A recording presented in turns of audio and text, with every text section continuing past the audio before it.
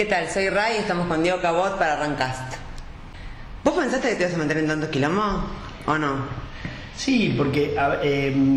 Pero todo esto se inició desde que a vos se te ocurrió el libro con Oliveira de Hablemos con Julio. Claro, nosotros, yo en su momento, cuando empecé en La Nación, lo que sucedió es que había una concentración muy grande del poder y demás en el Ministerio de Vida. Entonces éramos 3 o 4 que estábamos tras los pasos de lo que hacía el ministerio ese. No estoy hablando de miedo, boludo.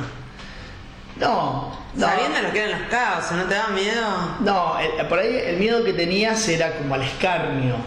Porque en el diario siempre nos bancaron, digamos. O sea, no, digo, ahora el miedo para vos, tu familia, o sea, miedo de estar investigando. Bueno, cuando me metí en esto, ahí tuve, algunos temores, porque además hubo conversaciones concretas con el fiscal donde me decía, es posible que si esto se filtra nos maten, ¿no?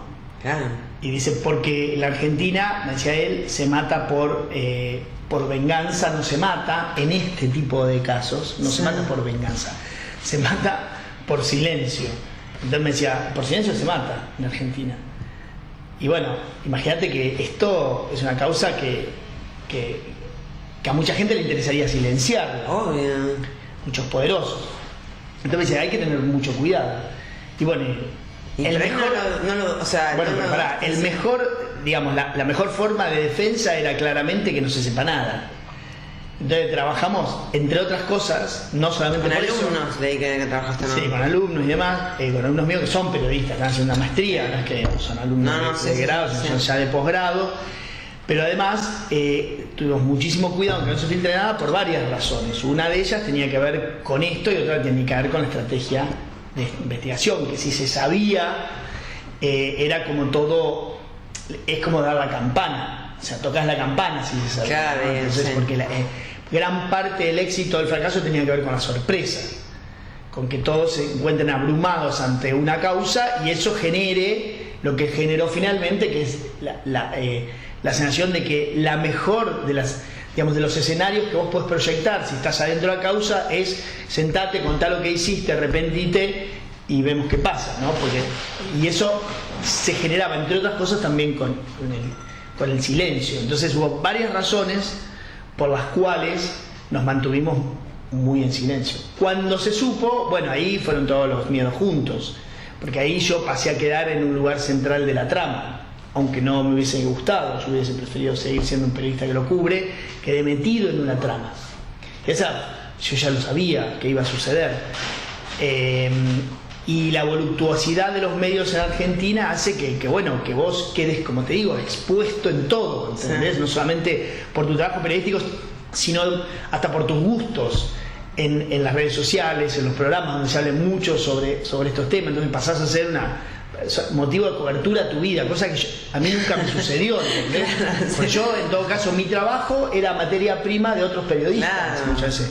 Pero ni mi forma de pensar, ni mi forma de relacionarme con nadie, ni mis gustos, ni nada, ni nunca fue motivo de cobertura. Entonces eso es como un poco choqueante. ¿Empezaste de psicólogo después de eso? Y después hubo un momento donde sí, viste, tuve algunos sucesos medios violentos, donde yo me di cuenta que me estaban siguiendo y todo ese tipo de cosas, y bueno, y obviamente que tenés miedo, ¿no? Claro. Pero aparte no esperás, o sea, ¿qué decir? Bueno, cuando te metiste a investigar esto sabías en lo que te estabas metiendo.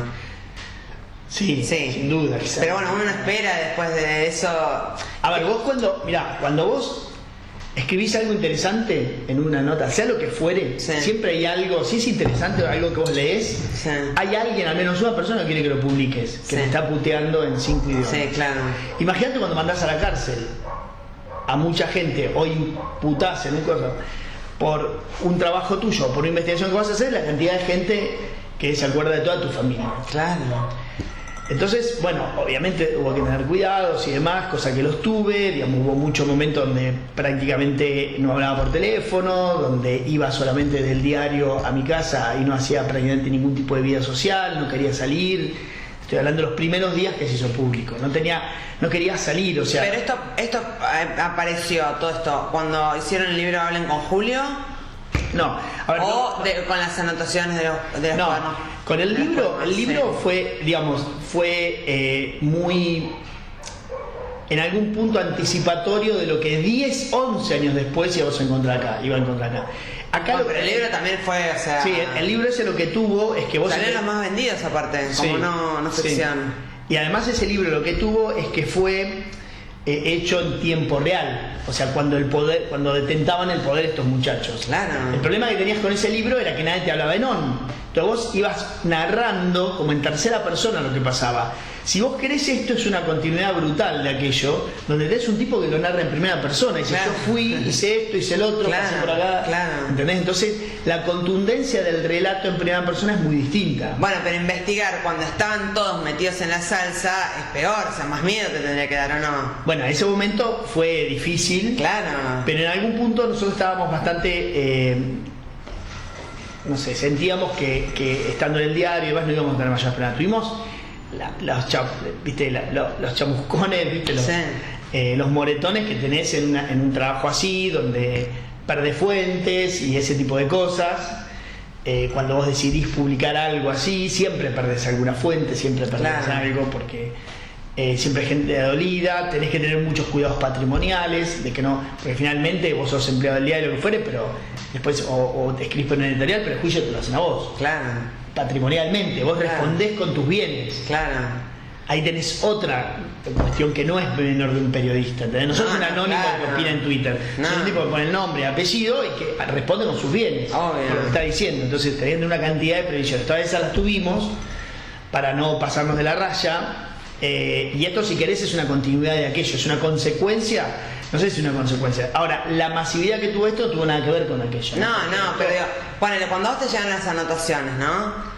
Vos te pones a leerlos. Vos pensaste que era una joda, que era una guión del medio porcel. O sea, vos cuando te pones a leer eso, o sea, realmente da vergüenza lo que han hecho. O sea, cuando te pones a leer, dices, esto es un guión de cine, me están jodiendo. O sea, vos, ¿cómo fue? Yo tuve me hice todas las preguntas que hace todo el mundo. Claro. Así, digamos, de hecho, tuve tanto cuidado que no publiqué nada.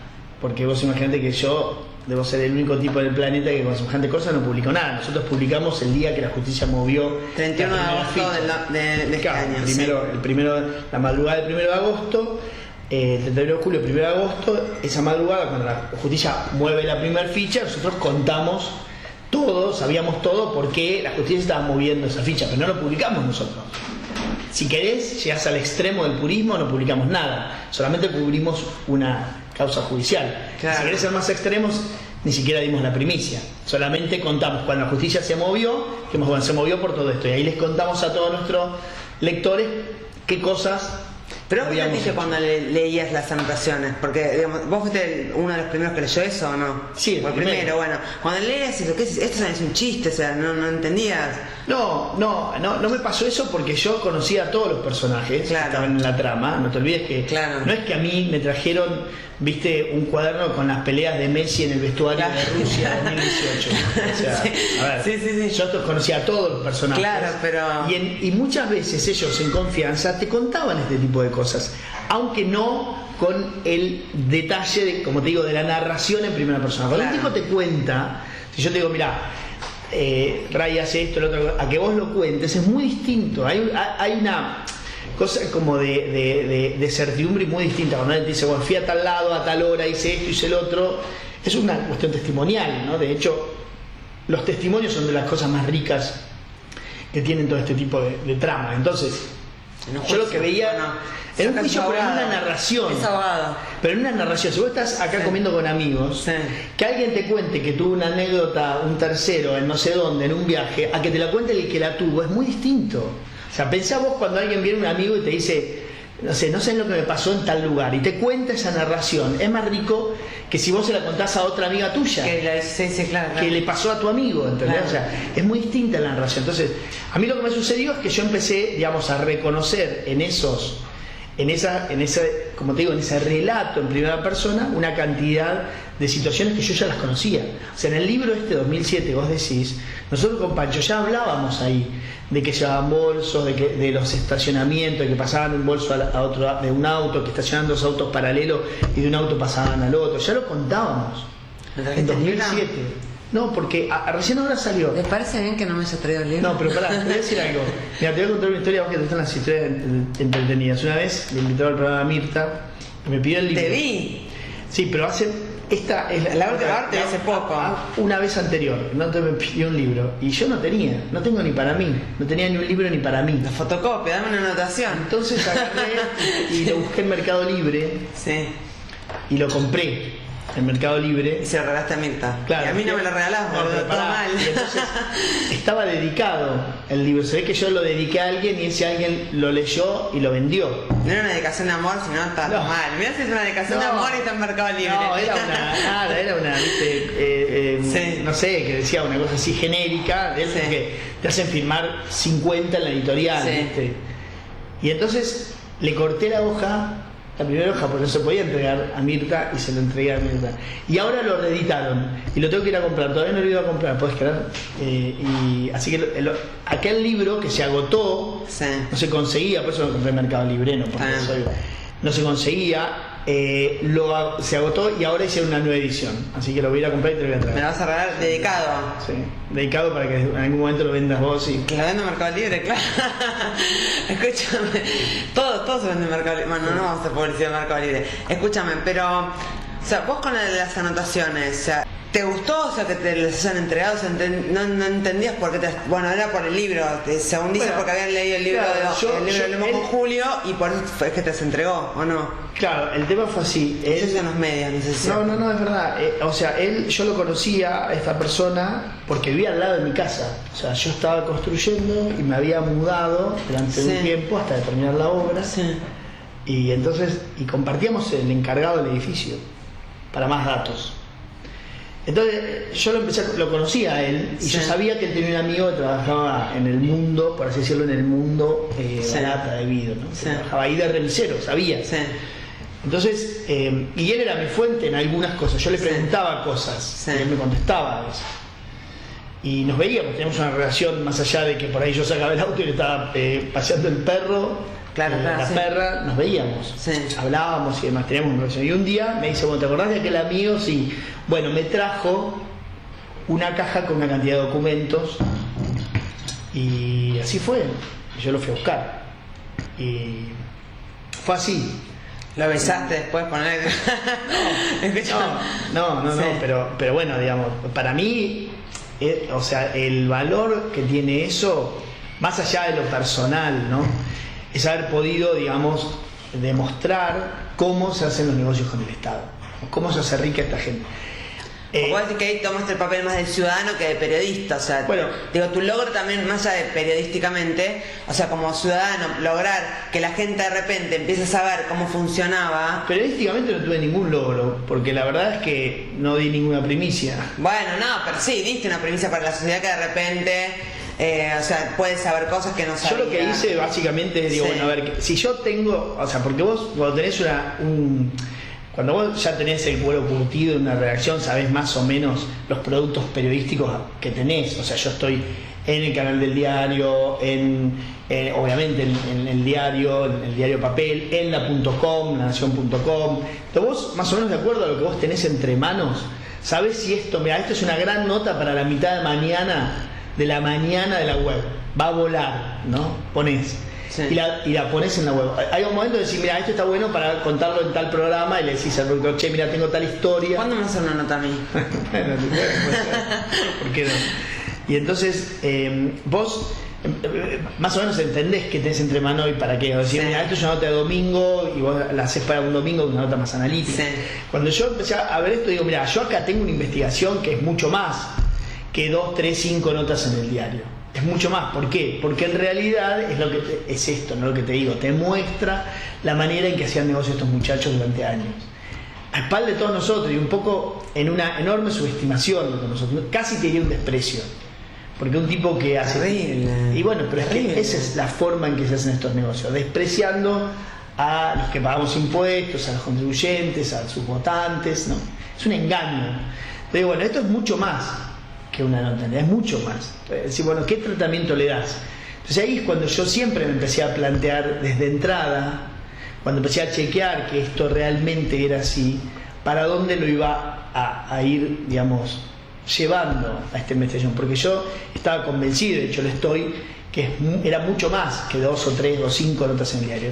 Se lo planteo al diario, a José del Río y a Fernán Zaguer, que son las 2 personas con las que yo fui hablando del proceso, y ellos entendieron perfectamente que era así, y que era mucho más que una nota del diario. Y eso generó que nunca, ninguno de los dos, sabiendo lo que yo andaba, primero que nunca me pidieron explicaciones, que eso es una cosa que la gente por ahí no puede creer, porque piensa que nosotros en el diario somos una cofradía de gente, y no es así, trabajamos con una, ¿viste? O sea, yo ando por mi cuenta, nos cruzamos en la redacción, tengo mis horarios, voy, vengo, y nunca me pidieron explicaciones en qué andaba, más allá de que yo les iba informando cómo iba avanzando esto, pero nunca me pusieron plazo. Me dijeron, che, Diego, esto habría que publicarlo, pero vamos a perder. En un momento, cuando vamos a la justicia, yo tengo una reunión y me dicen, esta reunión, esta decisión implica que perdamos todo. Y yo le digo, sí, implica que perdamos toda la investigación, porque yo la voy a compartir con gente por la que no respondo. Claro. O sea, una cosa es que yo diga, bueno, lo tengo yo con mi grupo de gente con la que trabajábamos, con mi grupo de trabajo, con la Candela y Santiago que trabajaban conmigo, y yo por eso me puedo hacer cargo de que no se filtre. Y otra cosa es que se la dé a un fiscal para que trabaje con su equipo. O sea, yo puedo tener cierta confianza o puedo construir una confianza con él, pero se puede escapar por cualquier lado, porque además en tribunales, no te olvides que hay muchos colegas periodistas muy talentosos, con muchas fuentes, que se enteran de lo que pasa. Entonces, ¿qué van a decirlo? Claro, había una decisión ahí del diario de decir, bueno, y me dijeron, bueno, ¿esto implica perderlo? Y le digo, sí, implica perderlo.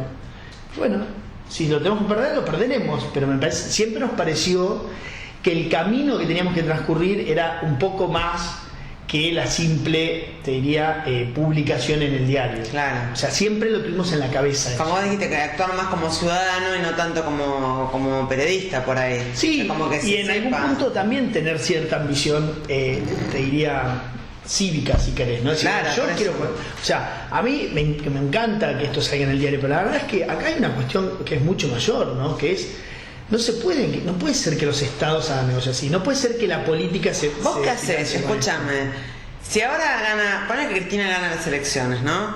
¿Qué haces? ¿Te mudas de país? Mirá, yo trabajé muchos años con Cristina como presidenta. Pero ahora, digo, o sea, ¿qué harías? No, ¿por qué? No sé, digamos. Espero. No, pero es como, ¿qué le pasa a la gente?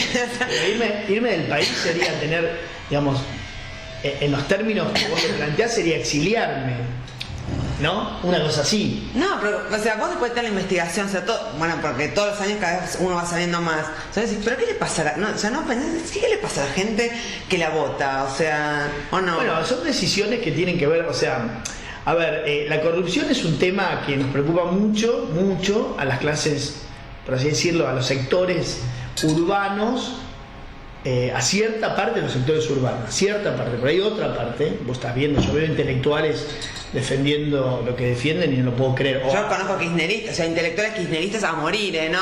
Por eso, entonces que creen que es todo mentira, bueno, está bien, vayan ellos con su psicólogo, vos que decías, el psicólogo también quiere decir, ¿no?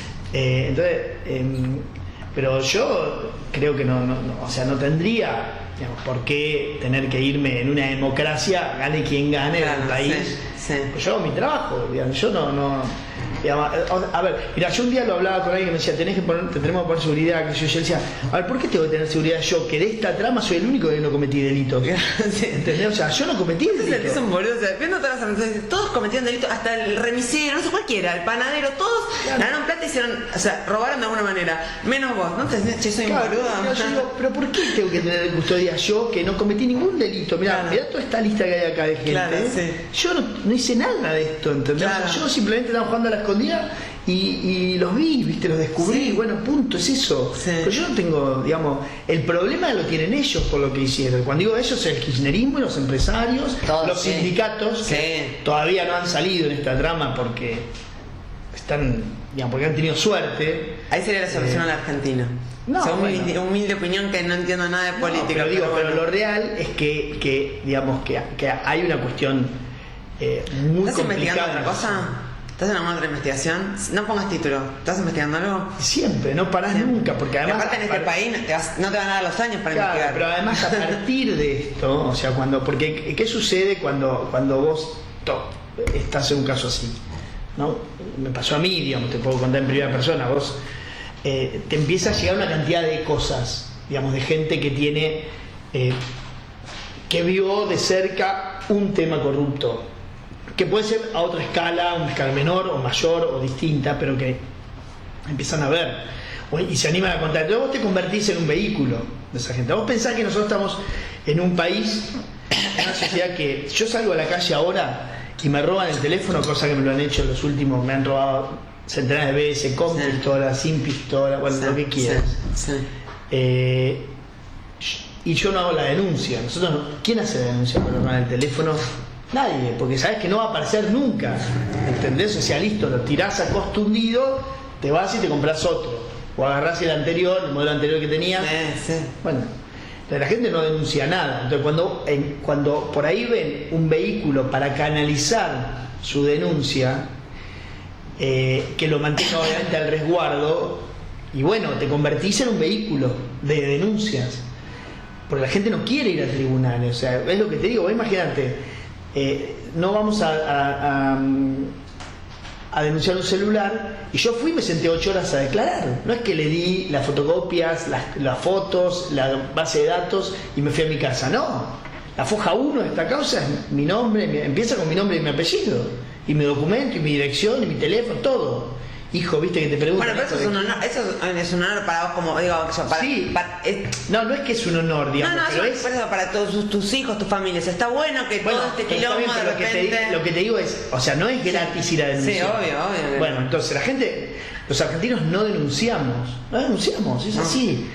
Porque sabemos que no va a pasar nada. O sea, de hecho no pasa nada. Bueno, entonces, no lo denunciamos. Ya las compañías de seguro no te piden la denuncia, vas y decís, mirá, me robaron la cubierta, bueno, vení, viste, no sé qué, te dan una cubierta que se la compra el que te la robó a vos y te la ponen en el auto, ¿viste? Porque es así. Bueno, entonces, cuando la sociedad la justicia no está muy a mano y no hay mucho resguardo para al que denuncia, ¿entendés? Entonces, claro, vos te sentís como disválido, si querés, cívicamente a la hora de denunciar. Entonces, cuando vos encontrás un vehículo, ¡boom!, ahí se canaliza una cantidad de cosas. Entonces vos agarrás mi teléfono, mis redes sociales, mi correo. O sea, al diario, por primera vez en años, me llegan anónimos, cartas anónimas, escritas muchas veces manuscritas, de gente que me dice, mira, acá al lado hay un vecino que es tal, que es el de Estaferro de tal, que tiene tal cosa, que no tenía nada en tal año y ahora anda no sé qué y viaja no sé cuándo. Y te cuentan historias. De hecho, o sea, ahora cagaste, te vas a pasar tu vida entera investigando. De hecho, yo no tengo capacidad para canalizar esa. Te digo, si te doy, ponele, no sé, 10.000, no sé si me quedo corto. De gente que te manda cosas, te manda pequeñas historias, pequeños datos que están buenísimos. Mirá, una vez uno me manda un día, me dice, mirá, Diego, te quiero mandar esto. Yo hice el río Chubut en kayak. Vos fíjate, en el 2000, ponele, no sé, 8, por cierto algo.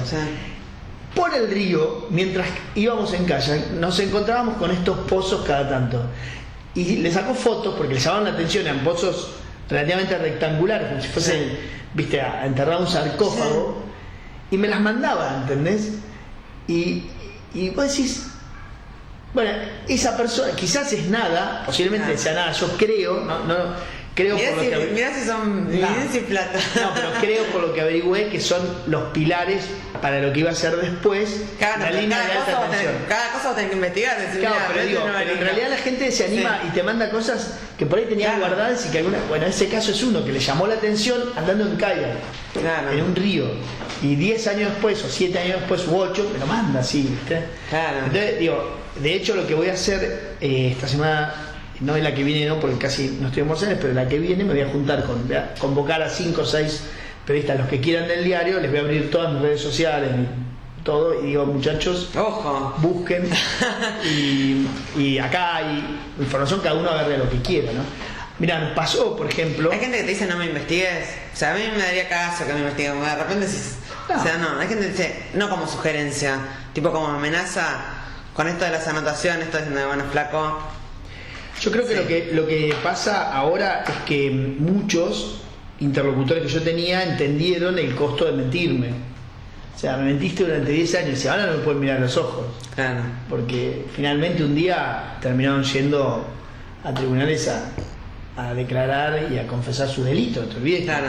O sea, el arrepentido en Argentina es un tipo que sale de tribunales con un delito bajo el brazo, asumido por él. No es que un juez le va a decir usted es culpable o inocente. No, ya dijo él, yo hice tal delito, ¿entendés? Yo maté, si querés, ¿no? Sí. Es el asesino confeso.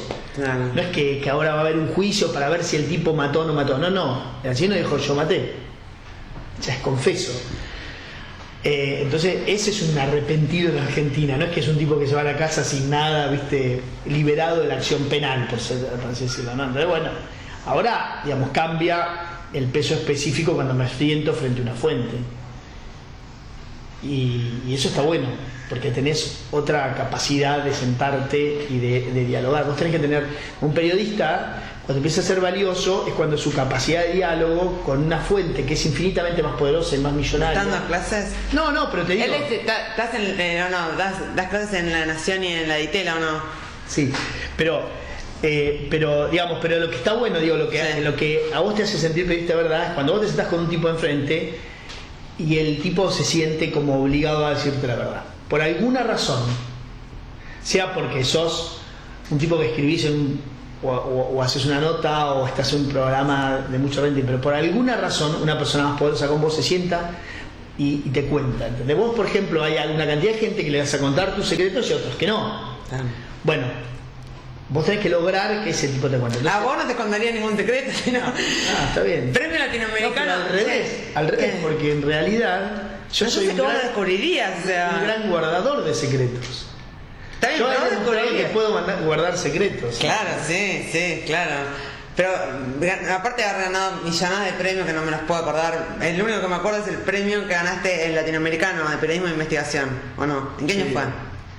¿No te acordás? Lo ganamos con Hugo, una mención ganamos con Hugo y Pancho, con Hugo Alconada y Pancho Olivera por una investigación que hicimos por el avión de Jaime. Ahora cuando Jaime andaba en el secretario de transporte tenía un avión de 5 millones de dólares. Ese caso es interesante, porque vos sabés que nosotros investigábamos, hacía como 6 meses también que estábamos investigándolo, habíamos traído todos los papeles de Estados Unidos. Hugo estaba en Estados Unidos, era corresponsal en Washington del diario, nosotros con Pancho acá, y habíamos pedido a Estados Unidos como lo que sería el ADN del avión, desde que lo fabricaron en adelante. Sí. Vos tenés anotado quiénes fueron los dueños, quiénes lo financiaron, todo. Es re de película investigar, como que está buenísimo. Entonces nos llegó, viste, nunca me voy a olvidar porque un día entramos a la página y dijimos, vamos a pedir lo que yo, pagamos $10 con la tarjeta y al menos llegó un CD que tenía todo. Bueno, todos los datos. Entonces imprimimos una cosa así de contratos en inglés ¿viste? De derecho aeronáutico. Bueno, hicimos toda la investigación, sabíamos, qué sé yo.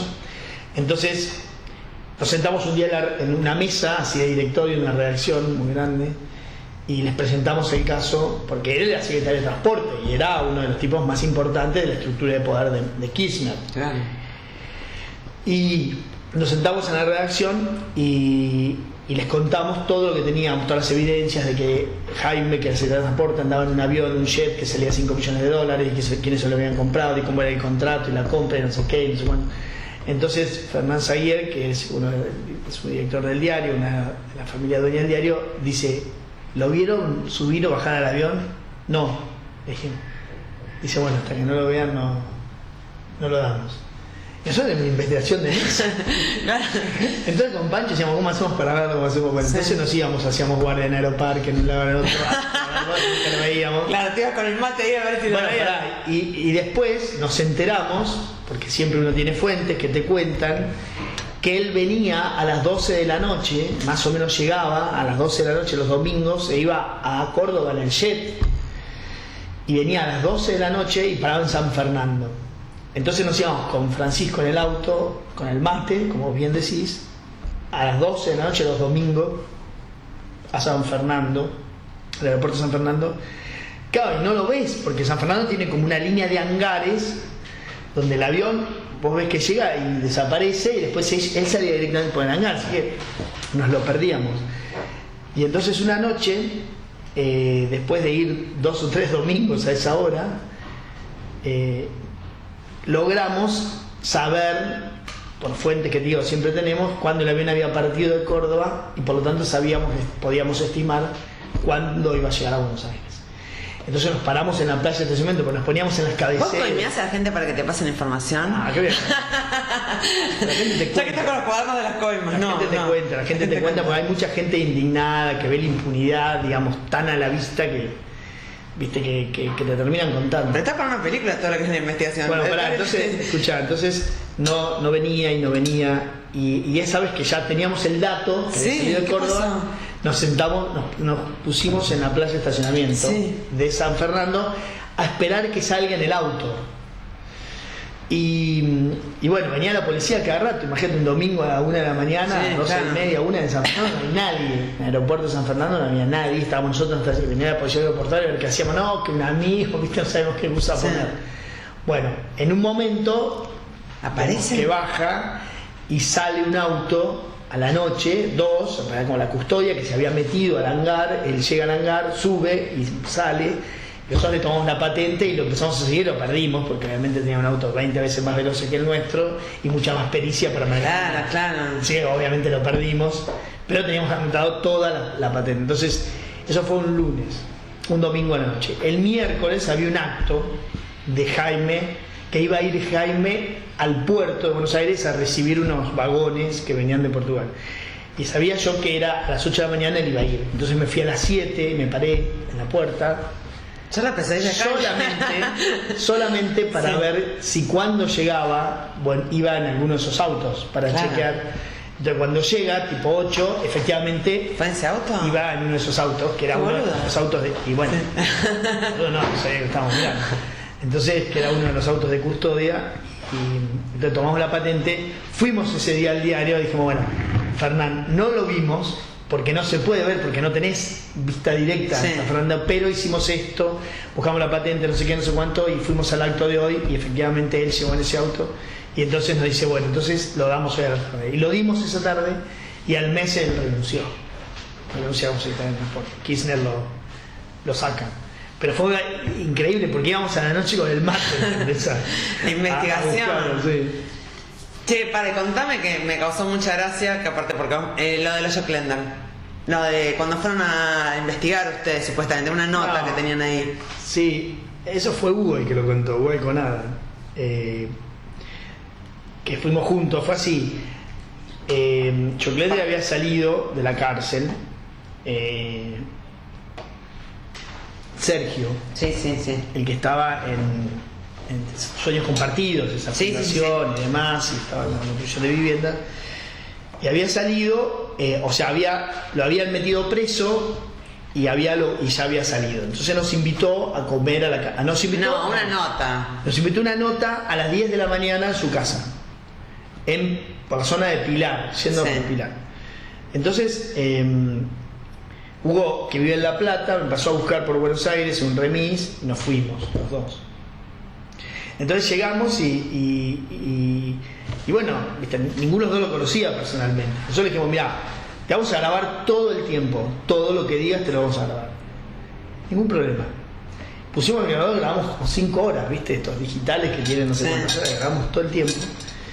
Y recorrimos la casa, me hizo conocer su casa, qué sé yo, fue como una visita muy... Guiada, Sí. Y entonces dice, vamos a hacer un asado. Y compré todo para hacer un asado. Y eso dijimos, bueno. Y entonces seguimos hablando todo el tiempo de los temas que nos interesaban, Sí. ¿no? Obviamente pasamos por su historia también, ¿viste? Una conversación muy larga y profunda en algunos momentos, porque es un tipo que entiende de lo que habla Joclender, no es un improvisador. No, claro. Entonces, mientras hablábamos, Como hizo un nosotros, asado, ponele. claro, en un quincho que tenía al lado, Sí. que además ese quincho estaba sospechado en una causa de que lo había hecho con material de tiempos compartidos, que teóricamente era Sí. para barrios populares y se había hecho en quincho. Era un quincho pequeño, digamos, muy normal, que tenía ahí enfrente, y ahí hizo el asado, y mientras tanto hablábamos, mientras él hizo el asado. Y bueno, hasta que lo cocinó, lo asó. Entonces, ahí lo corta, ¿no? Corta el asado y dice, y lo trae así, viene con la tabla y nos dice, bueno, mañana vuelvo a salir en la tapa de La Nación, dice. El parricida, y dice, les voy a decir el título, dice, el parricida Joclender envenenó 2 periodistas de La Nación. Nos dice a nosotros antes de probarlo. Claro, sí, claro. Y claro, imagínate, risas tensas, digamos, porque no sabes si es un chiste viniendo de John Cleese. Claro. Y bueno, obviamente lo era. Y él dice, coman, no sé. No sean estúpidos, Sí, no sé. así. Y obviamente comimos y todos estamos contando la anécdota. Claro. Pero fue cómico. Y todo el tiempo tenés ese tipo de... A mí me pasó una vez de comer un asado en un lugar donde fui. Y también éramos muy poquitos. Un personaje bastante particular, sus abogados y yo. Y también hicieron un asado, un mediodía. Llegamos, dejamos los celulares antes de pasar al lugar del asado. Y bueno, fueron conversaciones tensas. Por más asado que haya, hay tensión, porque vos estás queriendo contar una parte que ellos no quieren que se cuente. Entonces, en un momento, en el medio del asado, yo miro así para el costado y había, ¿viste esas mesas de las computadoras que se saca la bandeja? Sí. Que había antes, cuando... Claro, existían en nuestra época. Antes, sacabas así la bandejita. Bueno, sí. había una ahí al costado que se ve que había quedado para apoyo en el quincho en ese lugar, y habían dejado una pistola ahí abajo, ¿viste? Un revólver, qué sé yo, no sé ni cómo se llama. Y entonces yo digo, che, ¿viste? Porque me sorprendí, ¿viste? Se está comiendo una asada, de repente es una arma. Entonces empezaban, viejo, ¿a quién se le olvidó? ¿Viste? Decían, entre uno, ¿quién se le olvidó? Che, Entonces uno se paró, digamos, como para pasar el trance, y le puso un repasador arriba, la cubrió así como con un repasador, como para decir, acá no ha pasado nada. Sí. Y bueno, quedó ahí, ¿viste? Y se reprochaban entre uno y otro quién se había dejado la pistola en ese lugar, ¿viste? Yo en el medio. Claro. Y bueno, la taparon con un repasador y quedó ahí la pistola y siguió, la charla siguió. Nunca una nota, no sé, de moda, ponele. Siempre anda con... Toca de vez en cuando, muy de vez en cuando esas cosas. ¿Hiciste? No. Pues nada, todas pero siempre todas, digamos, Además, como que hay peligro, o sea, en todas las notas de las investigaciones, ¿o no? No hay peligro, digamos. A ver, sí hay peligro, te tenés que cuidar, pero la gente también es mucho más cobarde de lo que dice. En general en la cara te dicen poco, o sea, ahora, bueno, vos viste lo que son todo el mundo de las agresiones y demás en redes sociales. En general en la cara nadie te dice nada, son bastante más cobardes de lo que uno cree, ¿no? De hecho yo, por ejemplo, con algunos he dicho, mirá, te doy mi teléfono y llamame si querés. Y nadie te dice nada, jamás, nadie se atreve a llamarte, o muy poca gente puede, digamos, sentarse así frente a vos y que no digo, esto te estoy diciendo, no es que no discutís con alguien por cuestiones que tienen que ver con tu mirada sobre una determinada cosa. Eso sí sucede y está perfecto y es el juego de la democracia. Entonces, claro, sí. es maravilloso que así sea, y yo, digamos, me sentiría que algo estoy haciendo mal si digamos, si no hay nadie que critica mi trabajo, ¿no?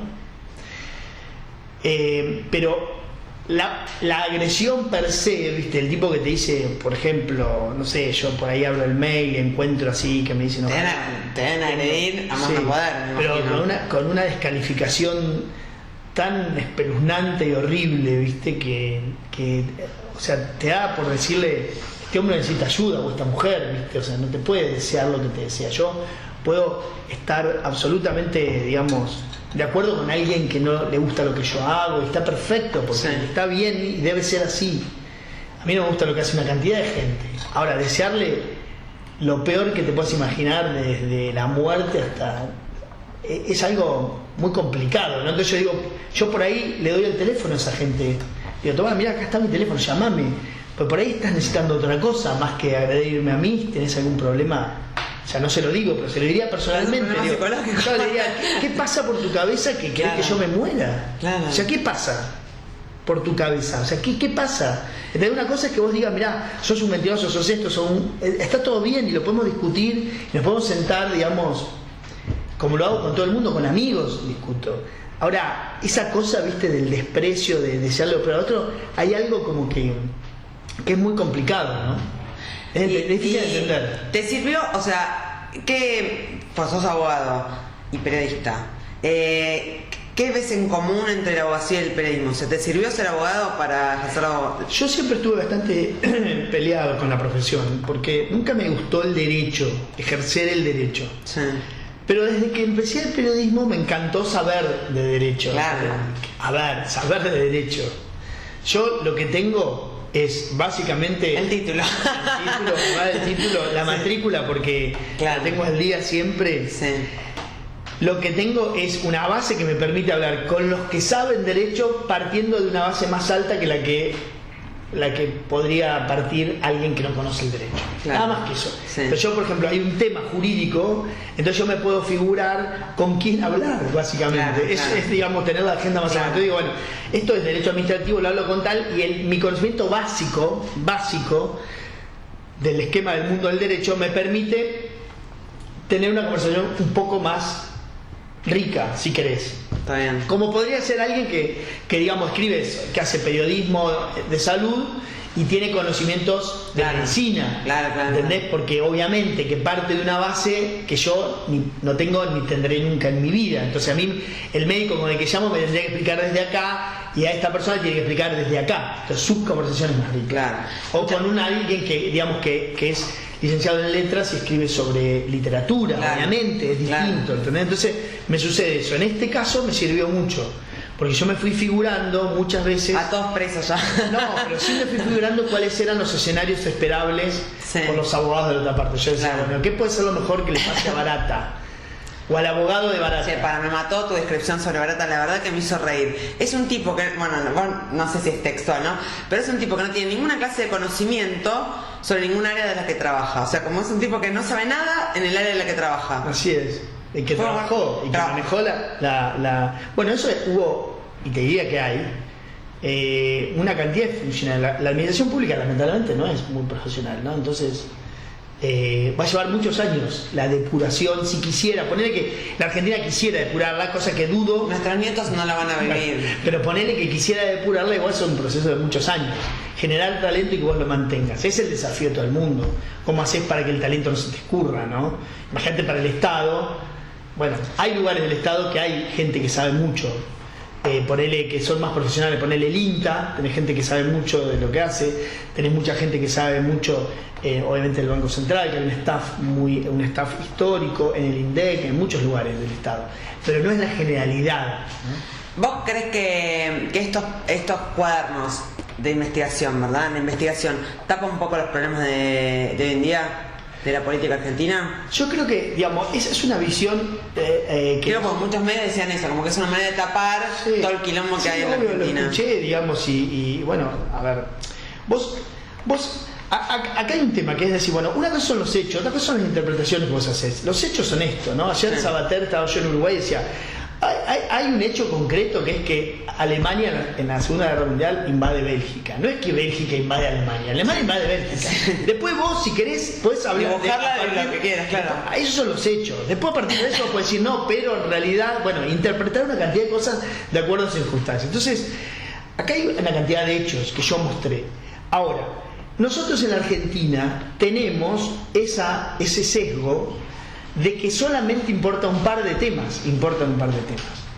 Por ejemplo, ¿no? Subestimando a todos nosotros, lo habrás escuchado, el mejor momento para la mala noticia es el Mundial de Fútbol, porque ahí todo el mundo está mirando el fútbol y no se habla de otra cosa. Sí. Entonces vos decís, bueno, esa concepción finalmente lo que está indicando es que la Argentina es monotemática, si querés, ¿no? Entonces hay un tema que gana la pantalla, los medios, el papel, y le gana a todos, y vamos todos hablando de eso, desde nosotros hasta el taxi que te tomás, hasta el encargado de tu edificio y hasta tus amigos en el bar, y gana eso, ¿no? Por ejemplo, los problemas de vestuario en Rusia 2018, ¿no?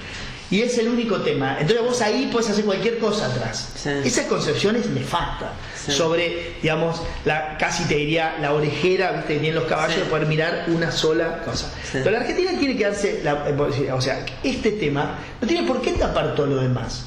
Porque no compiten, porque la Argentina tiene que tener 20 temas abiertos sobre los que está discutiendo y hablando. O sea, van a decir a mí, no, porque esto es para tapar la causa de Amorí, de un chico de C5N y de ese medio que había hablado sobre los aportes ilegítimos de la campaña del PRO, ¿no? O de Cambiemos.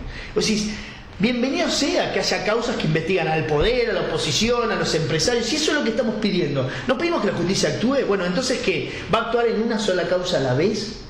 O sea, vamos a ser tan ridículos.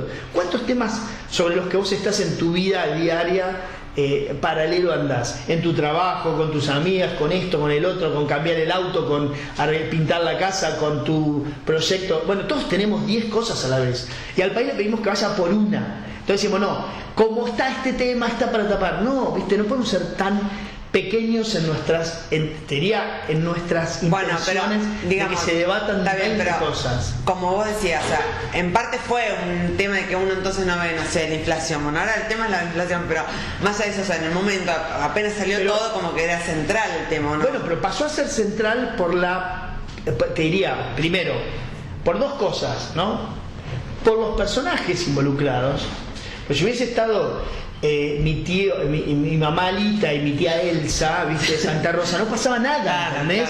Bueno, entonces lo que pasó es que tenías una cantidad de personajes muy poderosos, muy influyentes, con mucho negocio todavía con el Estado y con exfuncionarios que iban y contaban. Tenés exfuncionarios que declararon como arrepentidos, ¿no? Entonces, y una causa muy original en su concepción, en sus tiempos, y además con mucha sorpresa. El factor sorpresa es algo rupturista en la información, y es así. Entonces, ahora, ¿por qué salió ahora? Porque fue el tiempo lógico de una investigación de este tipo. O sea, si vos lees la resolución, hay 100 y pico de medidas probatorias que se tomaron. ¿Vas a un libro? Voy a escribirlo seguro, porque es una historia que, como te digo, escúchame. Hay una parte de la historia, hay una parte de la historia que la puede escribir cualquiera, que es lo público, pero hay una parte de la historia que me tiene a mí en la trama, y eso es interesante, digamos, contarlo, aunque sea para que lo lean los míos. Claro. Así que sí, algo de escribir. Estaría bueno, sí. Estoy en eso, estoy tratando de darle vueltas, y si bien hace mucho tiempo que tengo este tema entre manos, los periodistas somos hijos del rigor. Y hasta que no sucede, vos no te crees que va a suceder, ¿no? Claro. Entonces no te puedes poner a escribir un libro cuando hay una expectativa de que algo suceda, porque la pasión que tienen esas letras no es la misma que cuando sucedió. ¿Entendés? O sea, vos no puedes escribir el libro de Argentina campeón del mundo cuando está yendo al mundial. Claro. Porque la fibra que va a tener el texto no es la misma. Y bueno, pero acá la causa en Argentina puede terminar. No importa, porque, digamos, acá hay algo que tiene que ver con las consecuencias ya que ves hoy. Con un profundo, digamos, conocimiento de lo que sucedía, y con una tremenda, digamos, necesidad autocrítica de un sector de la política y del empresariado que tiene que decir, bueno, flaco, esto no puede seguir siendo así. Entonces ya hay consecuencias concretas. Yo ahora me voy de viaje nuevamente a Mar del Plata, y hay un coloquio donde están todos los empresarios. Mañana hablo entre 50 empresarios o 60 empresarios. ¿Y ninguno de ellos va a ir preso? No lo sé. No sé quiénes van a ser. Claro, no pero acá no son solamente políticos, son también empresarios que para claro, entonces, digamos, el discurso del inicio tuvo que ver con esto, ¿no? Con qué hacemos con esto. O sea, porque acá hay algo que va más allá de la consecuencia penal, que es si vamos a sacar alguna, te diría, enseñanza o no de esto. De cómo robar, en robar bien, o sea, que no te tienen en general no saca demasiadas enseñanzas de este tipo de causas, no las saca. O sea, yo siempre lo que digo es esto: ¿este gobierno es más corrupto del anterior? Bueno, posiblemente, efectivamente es menos corrupto. Por lo menos en las áreas sensibles, ¿no? De la obra pública y demás. Ahora, es inteligente, no creo que te tienen un bolso, no claro, sé. Bueno, ahora, depende de la moral del funcionario nada más. No hay ninguna norma que establezca que a vos te genere, cuando vos llegás a ser funcionario, que te diga, no, che, pará, si yo hago esto me va a pasar aquello. Por ahora es como, depende de la moral del funcionario, ¿no? Y eso no puede ser. Vos, hasta que la política depure y sean toda gente de enorme moral, la virtuosidad de meterse en política va a tardar un tiempo. Bueno, ponele algún coto a la conducta del funcionario. Hoy depende de eso. O sea, vos me decías, ¿qué pasa si Cristina gana? Bueno, puede pasar que Debido sea ministro de vuelta. Podría suceder. Si el presidente indulta, puede indultar. Podría suceder que Debido vuelva a manejar la infraestructura de Argentina. ¿Por qué no? Bueno, ok. Entonces, bueno, ahí, ¿cómo lo controlás a un debido que ya sabes lo que hizo? Pues está demostrado, tiene ya una condena por mal desempeño. ¿Cómo lo controlás? ¿Que lo vamos a controlar nosotros cada 4 años con el voto? Si ya sabes que no lo controlás con eso. Porque además genera una cantidad de plata que el voto también empieza, digamos, a depender un poco de la cantidad de dinero que vos volcás a la política. Entonces, bueno, la Argentina tiene que aprender de sus institutos y de su gente prominente que piense y que establezca normas para poner cotos, porque mañana, digamos, a cualquier funcionario le agarra porque también quiere tener un jet y no sé qué, y lo hace más o menos sin problema, ¿entendés? Pidiendo la percepción empresarial, que ya dieron fe de que van a entregar plata a cambio de negocios. Bueno, y la Argentina no aprende de esas cosas, o no ha aprendido históricamente. Entonces, el desafío de esto es que nosotros, que haya algún aprendizaje mucho más allá de la cosa, digamos, de la condena jurídica o de la condena penal, ¿no? Para una persona si es o no culpable, no sé. Bueno, ya lo mostraste, ¿no? Que acá hay un esquema. Lo reconocieron todos, lo están reconociendo todos. Bueno, ¿cómo se cambia, no? Muchas gracias por todo. No, por nada. Para mí tiene que ser una película, te tienen que llamar para hacer una película. Claro, no, está buenísimo. Súper intrigante. Hay llamados de todos lados. ¿Sí? Hay mucha gente interesada. Claro, está buenísimo. A ver, en realidad, viste, cuando hay una historia, hay personajes que realmente son, digamos, generan una historia, ¿no? Personajes. Hay, no sé, por cierto, hay biografías, ¿no? que son historias. Y hay a veces historias que se imponen porque tienen hechos que son atractivos. La relación de la prensa con las áreas de poder genera mucho atractivo. De hecho, viste que hay películas súper interesantes de Post, por ejemplo, sí, ¿no? Donde cuenta una trama y eso, básicamente publicamos o no publicamos, ¿no? Y eso es atractivo. Entonces siempre hay gente que le llama la atención este tipo de tramas, más a esta que ocurrió, digamos. Claro. Todos los que la transitamos. No, que aparte, digamos, te mezcla todo, o sea, desde decir cómo puede suceder esto hasta cómico, o sea, porque como yo te decía, a mí me daría, no entendería si es un chiste o no las anotaciones, como uno lee eso. Y sí. Bueno, nada, muchas gracias por todo, un placer. Bueno, muchas gracias.